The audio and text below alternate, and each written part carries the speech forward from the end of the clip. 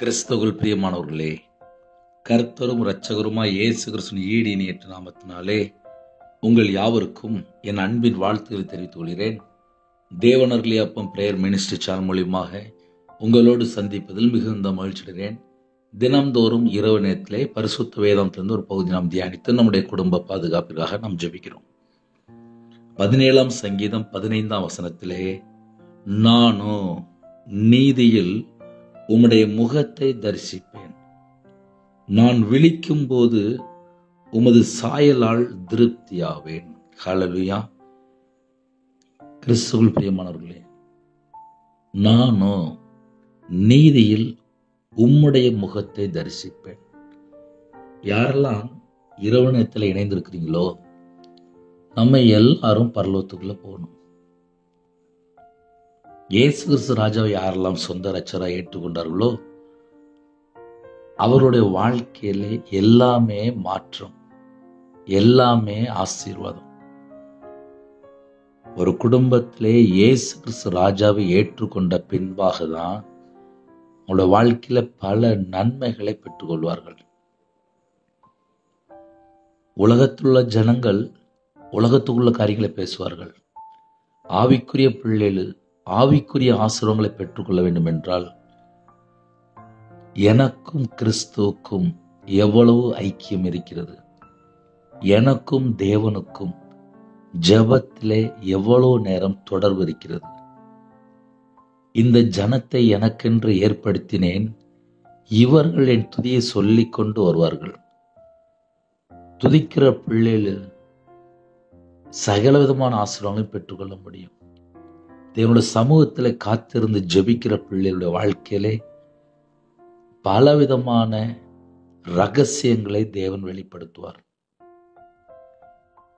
வேத வசனங்களை தியானிக்கும் போது நம்முடைய இருதய மனக்கண்களை திறந்து மறைபொருளை வெளிப்படுத்துகிறார். உலகத்துக்குள்ள காரியத்துக்காக ஓடாமல் இரவு நேரத்திலே வீட்டுக்கு வந்ததுக்கு அப்புறம் தேவனுடைய சமூகத்திலே காத்திருந்து நீங்க கையில பைபிள் எடுத்து வாசிக்கணும். 2வது, இருக்கிற இடத்துல முழங்கால் போட்டு ஜெபம் பண்ணுங்க, தேவனை துதிங்க. நைட் நேரத்திலே நம்ம ஸ்பெஷலா என்ன பண்ணணும் அப்படின்னா, செல்போனை மட்டும் எங்கேயோ ஒரு பீரோல வச்சு பூட்டிருங்க. ஏன்னா நிறைய குடும்பத்துல வம்பு, பிரச்சனை, போராட்டம், இதுக்கு பின்னாடி என்ன இருக்கு அப்படின்னா செல்போனா இருக்கும். ராத்திரி பல மணி நேரம் யார்ட்டையாவது பேசிட்டு இருப்பாங்க. அப்புறம் காலையில லேட்டா எழுந்திருப்பாங்க, ஜெபிக்க மாட்டாங்க. நைட்டு தேவையில்லாத வீடியோ பார்ப்பாங்க. அப்புறம் கெட்ட சொப்பனம் வந்துட்டு அப்படிம்பாங்க. நைட்டு தேவையில்லாமல் ஆன்லைனில் போய் தான் பார்த்துட்டு இருப்பாங்க. அப்புறம் பணம்லாம் செலவாகி போயிடும். நைட்டு தேவையில்லாத வெப்சைட்டில் போய் கண்ணு கெட்டு போயிடும். நைட்டு தேவையில்லாமல் செல்ஃபோனில் போய் மூழ்கி கிடந்தால் வாழ்க்கையை அழிஞ்சிரும். ஏன்னா சில குடும்பத்திலே அம்மா வேண்டாம், அப்பா வேண்டாம், புருஷன் வேண்டாம், செல்ஃபோன் மட்டும் போதும். இந்த பக்கம் மனைவி வேண்டாம், அம்மா வேண்டாம், அப்பா வேண்டாம், செல்ஃபோன் மட்டும் எனக்கு போதும். பிள்ளைகள் எனக்கு யாருமே வேண்டாம், நான் ஒரு தனி தீவில் நான் வாழ்கிறேன். லாஸ்ட்டு என்ன கையில் இருக்கும்? செல்ஃபோன் தான் கையில் இருக்கும். அவங்களோட வாழ்க்கையிலே நிம்மதி இருக்காது, ஒன்றும் இருக்காது. யார்கிட்டயோ ஃப்ரெண்ட்ட பேசிகிட்டு இருப்பாங்க, ஏதோ ஒரு ஆன்லைனில் போய் ஏதோ ஒன்று பார்த்துட்டு இருப்பாங்க, அவ்வளோதான். வாழ்க்கையில் நிம்மதி மட்டும் இருக்காது. ஆனால் பக்தன் சொல்கிறார், நானோ நீதியில் உம்முடைய முகத்தை தரிசிப்பேன். கர்த்தருடைய பிள்ளைகள் அப்ப எந்த அளவுக்கு ஆவிக்குரிய வாழ்க்கையிலே வளரணும் என்பதை நாம் சற்று ஆராய்ந்து பார்க்கணும். ஏன்னா சில குடும்பத்திலே ஆசீர்வாதங்களை பெற்றுக்கொள்ளணும்னு சொல்லிட்டு இரவு நேரத்திலே தவறாம கேட்குறீங்க. கர்த்தர் குடும்பத்தை ஆசீர்வதிப்பார். 5ஆம் கிளாஸ் படிச்ச ஒரு அம்மா, நான் கையில் பைபிள் எடுத்து வாசிக்க அப்படிச்சு. 7ஆம் கிளாஸ் படிச்ச ஒரு அம்மா, நான் கையில் பைபிள் எடுத்து வாசிக்கணுச்சு. 1ஆம் கிளாஸ் படித்த அம்மா, நான் கையில் பைபிள் எடுத்து வாசிக்கணுச்சு. உங்கள் வீட்டில் நீங்கள் கையில் பைபிள் எடுத்து வாசிக்கிறீங்களா? அது முதல் கேள்வி. இருக்கிற இடத்துல முழங்கால் போட்டு ஜெபம் பண்ணுறீங்களா? இது 2வது கேள்வி. இந்த 2 காரியம் நம்மளோட வாழ்க்கையில் ஸ்டார்ட் ஆகிட்டு அப்படின்னாலே 90% பிரச்சனை முடிய போகுதுன்னு அர்த்தம். இதுதான் என் வாழ்க்கையில் நடந்துச்சு. நான் வியாபாரத்தில் இருக்கும்போது வியாபாரத்தில் நஷ்டம், கடன், கையில் பைபிள் எடுத்து வாசிக்க ஆரம்பித்தேன். 2025 உயிரோட தான் இருக்கேன். ஆனால் நான் செத்துப்போன்னு சொல்லி மாந்திரியம்லாம் பண்ணி முடிச்சிட்டாங்க. ஆனால் கையில் பைபிள் எடுத்து வாசித்தேன். அவரே எனக்கு ஜீவனும் தீர்காயுசுமானவர். ஒரு மனுஷனை கொல்லணும்னு நினச்சி மாந்திரியம் பண்ணுறாங்க. நான் கையில் பைபிள் எடுத்து வாசித்து பார்த்தேன். அவர் தான் எனக்கு ஜீவனா, அவர் தான் எனக்கு தீர்காயுசா. புதிய ஏற்பாட்டில் போட்டிருக்கு, நானும் அவைகளுக்கு ஜீவன் உண்டாயிருக்கவும் அது பரிபூர்ணப்படம் வந்தேன் அப்படிங்கிறார். அப்போ எது நீதி அப்படின்னு சொல்லி பார்க்கும்போது, அவரை சார்ந்து எனக்கு இயேசு கிறிஸ்து போதும், எனக்கு எல்லாமே இயேசு கிறிஸ்து மட்டும்தான், நானும் நீதியில் உம்முடைய முகத்தை தரிசிப்பேன். அப்படி ஒரு நாள் நம்ம வாழ்க்கையிலே நம்ம எல்லாரும் ஆயத்தமா இருந்தா மட்டும்தான் அவருடைய முகத்தை தரிசிக்க முடியும். நான் விழிக்கும் போது உமது சாயலால் திருப்தியாவேன். அவரையே நினைச்சிட்டு படுத்து தூங்கும் போது, தூங்கி எந்திரிக்கும் போது என்ன எண்ணங்கள் இருக்கும், என்ன சிந்தனை இருக்கும், நல்ல யோசித்து பார்ப்போமே. என் வாழ்க்கையில நிறைய அனுபவம் உண்டு. அதுல ஒரு சில காரியங்களை வேணா நான் உங்களுக்கு சொல்றேன். பைபிள் வசனம் ரொம்ப வாசித்து தியானிச்சுட்டு போய் படுத்து தூங்கிட்டு இருக்கும்போது நிறைய காரியங்கள் வெளிப்படுத்துவார். காலைல தூங்கி எழுந்தோன்னு பார்த்தா எல்லாம் அந்த அனுபவமா இருக்கும். ஜெபம் பண்ணிட்டு போய் படுத்தா தூக்கத்துல என்ன இருக்கும், பரலோக தரிசனம் இருக்கும். கர்த்தருடைய பிள்ளைகள் ஆவிக்குரிய வாழ்க்கையில நீங்க எப்படி இருக்கிறீங்க? நானும் அந்த வேர்டு நீங்க நல்லா கவனிங்க. நானும் நீதியில் உம்முடைய முகத்தை தரிசிப்பேன். அவருடைய முகத்தை தரிசிக்கணும் அப்படின்னா நம்ம வாழ்க்கையிலே நம்ம நீதி செய்யறோமா, நம்ம நீதிமானா இருக்கிறோமா, அப்படி நம்ம கொஞ்சம் யோசித்து பார்க்கணும். ஏன்னா சில குடும்பத்திலே துன்மார்க்கமா வாழ்ந்து துன்மார்க்கமாவே இருந்து துன்மார்க்கமாவே போலான்னு சொல்லி முடிவு பண்ணிட்டாங்க. அவங்கள நம்ம ஒன்றும் செய்ய முடியாது. ஏன்னா அவங்க விரும்பின காரியம் அது அவங்களுக்கு கிடைக்கும். ஆனா கர்த்தருடைய பிள்ளைகள் நீதிமானா வாழ நினைச்சதுக்கு அப்புறம் அவங்களோட வாழ்க்கையிலே மிகப்பெரிய ஒரு ஆசீர்வாதம் உண்டு. அந்த ஆசீர்வாதங்களை பெற்றுக்கொள்ளணும் அப்படின்னா அது தடை என்ன அப்படின்னு சொல்லி கொஞ்சம் யோசிக்கணும். நானும் நீதியில் உம்முடைய முகத்தை தரிசிப்பேன். அந்த திருப்தி நமக்குள்ள இருக்கான்னு சொல்லி நம்ம கொஞ்சம் எட்டி பார்க்கணும். நான் விழிக்கும் போது உமது சாயலால் திருப்தியாவேன். அதனால நைட் நேரத்தில் படுத்து தூங்க போறோம், ஜெபிங்க. நானும் உங்களுக்காக ஜெபிக்கேன், எனக்காக ஜெபித்துக் கொள்ளுங்கள். இந்த மாசத்திலே அநேக காரியங்களுக்காக நம்ம ஜெபிக்க வேண்டியிருக்கு. அர்ப்பணிப்போமா? கண்களை மூடி நாம் ஜெபம் செய்வோம். அன்பின் கர்த்தாவே, உம்மை நன்றியோடு துதிக்கிறோம், சுதிக்கிறோம்ப்பா. உம்முடைய கரத்தில் அர்ப்பணிக்கிறோம். ஜெபிக்கிற குடும்பம் இயேசு கிறிஸ்து நாமத்தினாலே பரிபூர்ணமாக ஆசீர்வதிக்கப்படட்டும். நானும் நீதியில் உம்முடைய முகத்தை தரிசிப்பேன் என்று பக்தன் சொன்னது போல எங்க வாழ்க்கையிலே நீதியில் உம்முடைய முகத்தை தரிசிக்க எங்களுக்கு கிருபை தாங்க. அதிகாலையில் உம்முடைய சாயலாக அப்பா நாங்க மாறி இருக்கணும்ப்பா. வேதம் சொல்கிறது, நான் விழிக்கும் போது உமது சாயலால் திருப்தியாவேன் என்று எழுதப்பட்டிருக்கு.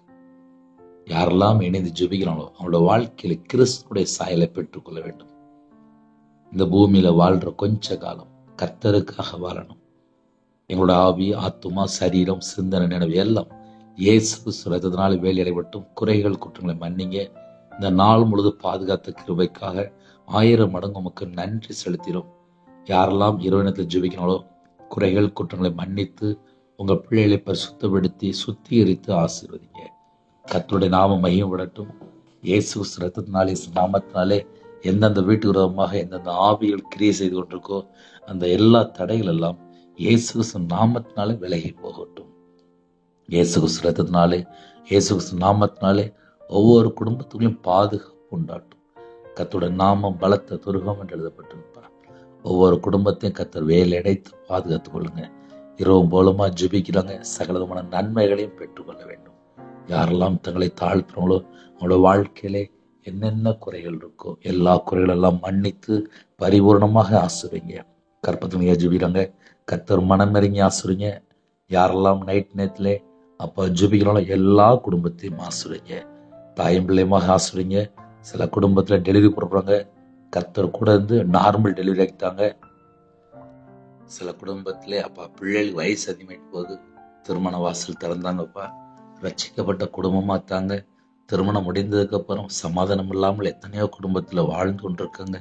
எல்லா குடும்பத்துக்கும் தேவ சமாதானத்தை கட்டிடுங்க. இரவும் பகலுமா ஜெபிக்கிற குடும்பத்தை கத்தர் பல மடங்கு ஆசீர்வதிங்க. வேதத்தை தியானிக்க, ஜெபிக்க, துதிக்க கத்த கிருபை தாங்க ராஜா. உம்முடைய சமூகத்துல காத்திருந்து உண்மையா தேட கத்த கிருபை தாங்க. யாரெல்லாம் தங்களை அர்ப்பணிக்கிறாங்களோ அவங்களுடைய வாழ்க்கையில, ஆவிக்குரிய வாழ்க்கையில மாற்றத்தை கட்டிடுங்க. கர்த்தருடைய வருகையில நாங்கள் காணப்படணும். விசேஷமாக இரவு நேரத்தில் யாரெல்லாம் அர்ப்பணிக்கிறாங்களோ அவங்களோட வாழ்க்கையில் என்னென்ன குறைகள் இருக்கோ எல்லாவற்றையும் மன்னித்து பரிசுத்தப்படுத்தி இந்த மாசத்துல சகல காரியத்தில் கத்தர் ஆசிரியங்க. அவங்களுடைய அப்பத்தின் தண்ணீர் ஆசிரியங்க, அவங்களுடைய கையின் ஆசிரியங்க. இந்த மாசத்துல என்னென்ன தேவைகளுக்கு ஜெபிக்கனாலோ எல்லா தேவைகளெல்லாம் கத்த சந்திங்க. வேற வேற நாட்டுக்குள்ள இருக்காங்கப்பா, வேற வேற சூழ்நிலை இருக்காங்க. எல்லா குடும்பத்தையும் கத்தர் கூட ஆசிரியங்க. விசேஷமா அந்த மாசத்திலே எந்தெந்த குடும்பத்திலே கடன் பிரச்சனையில, இஎம்ஐ, இன்னுமாக கவர்மெண்ட்ல என்னென்ன காரியத்துக்காக அப்பா வேற வேற சூழ்நிலை இருக்கிறாங்களோ எல்லா கடன் சம்பந்தப்பட்ட எல்லா காரியத்தையும் கத்தர் முடித்து உங்க பிள்ளைகளுக்கு மீதி எடுத்து வைக்கணும்ப்பா.